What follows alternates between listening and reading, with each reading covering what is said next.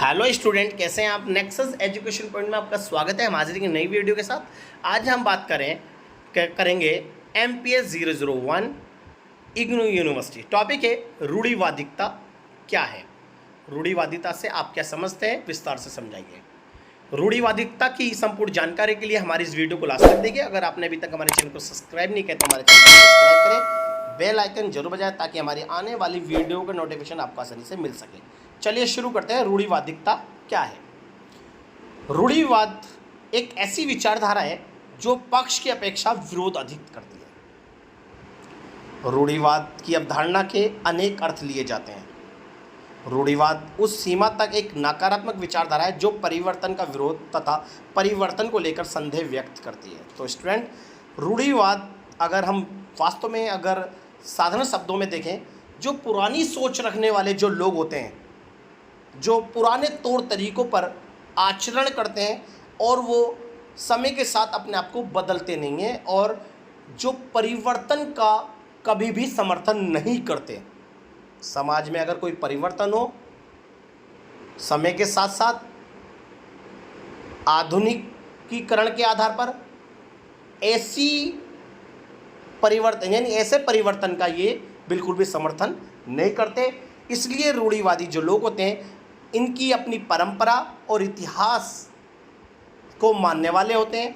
ये अपने इतिहास और परंपरा, अपनी संस्कृति को कभी नहीं छोड़ते। ऐसी विचारधारा जो होती है, ये पक्ष तो कम करती है, ये विरोध ज़्यादा करती है और ऐसी विचारधारा को हम नकारात्मक स्वरूप में रखते हैं।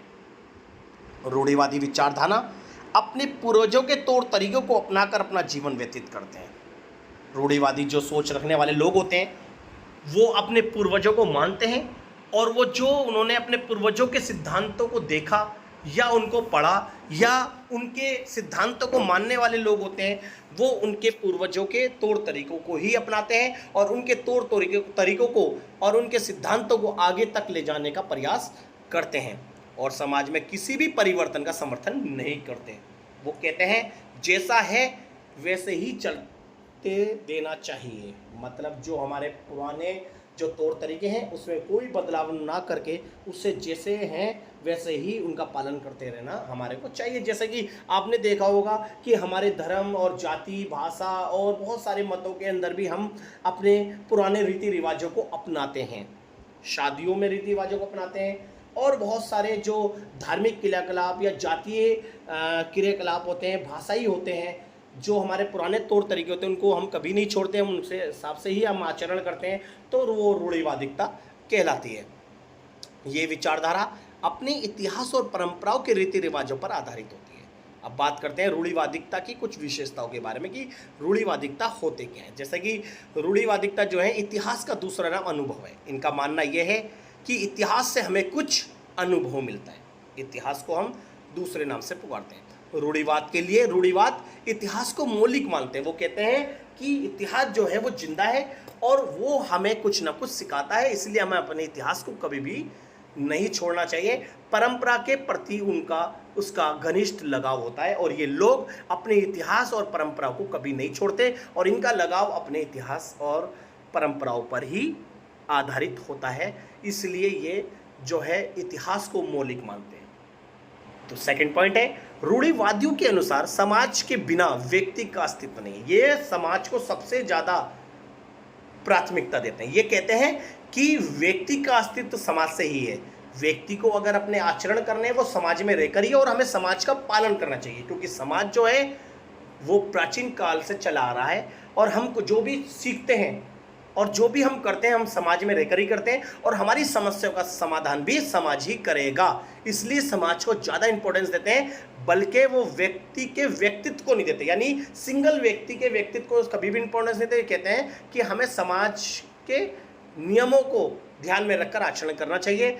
व्यक्ति समाज का अभिन्न अंग है जिन्हें कभी समाज से अलग नहीं किया जा सकता और व्यक्ति को हम समाज से अलग नहीं कर सकते क्योंकि व्यक्तियों के समूह ने ही समाज बनाया है। ठीक है स्टूडेंट। नेक्स्ट है, रूढ़िवादियों के अनुसार समाज का स्वरूप जैविक है। जी, समाज जो है वो एक जीवित संस्था है रूढ़िवादियों के लिए स्वतंत्रता लोगों द्वारा उनके कर्तव्य का पालन करना है। अगर व्यक्तियों को, अगर समाज के अंदर रहने वाले व्यक्तियों को जो स्वतंत्रता मिली है, वो स्वतंत्रता जो है ना, उनके का पालन करना एक कर्तव्य है।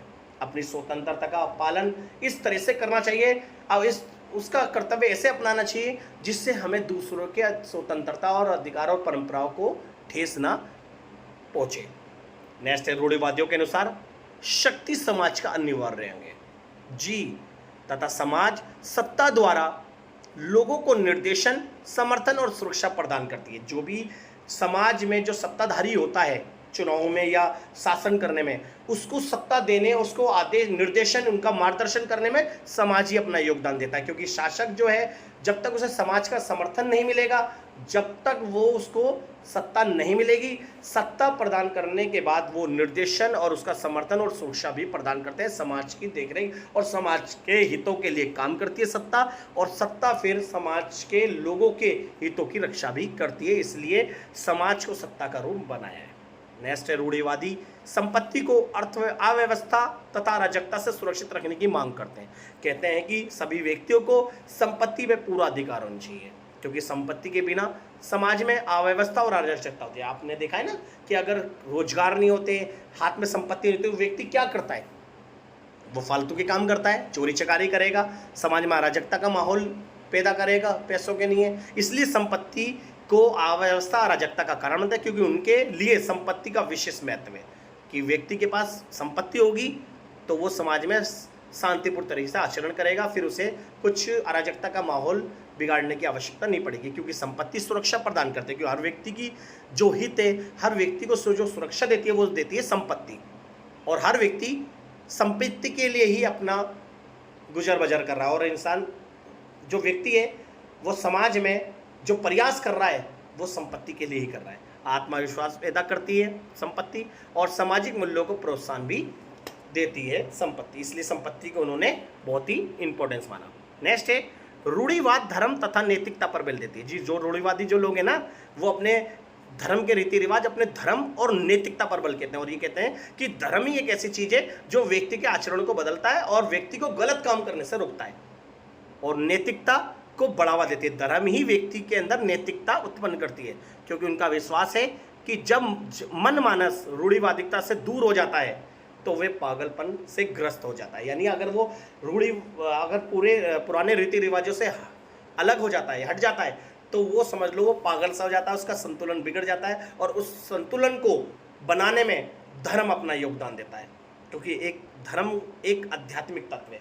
आध्यात्मिकता से ही व्यक्ति समाज में अपने कर्तव्यों का पालन करता है और वो शांतिपूर्ण तरीके से अपना आचरण करता है, जो समाज को एक नैतिक ढांचा प्रदान करती है। यानी रूढ़िवाद ने धर्म और नैतिकता पर अत्यधिक जोर दिया, क्योंकि धर्म और नैतिकता ही व्यक्ति को शांतिपूर्ण तरीके से जीवन व्यतीत करने के लिए प्रोत्साहित करती है, और वो समाज में गलत काम और गलत तौर तरीके को अपनाने से दूर होता है।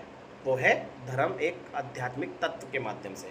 तो हमने जो बात करी वो रूढ़िवादिकता की वजह से करी, तो इस टॉपिक को अच्छे से कर लीजिए। अगर आपने अभी तक हमारे चैनल को सब्सक्राइब नहीं किया तो हमारे चैनल को सब्सक्राइब करें, बेल आइकन जरूर बजाएं, लाइक कमेंट शेयर करना ना भूलें।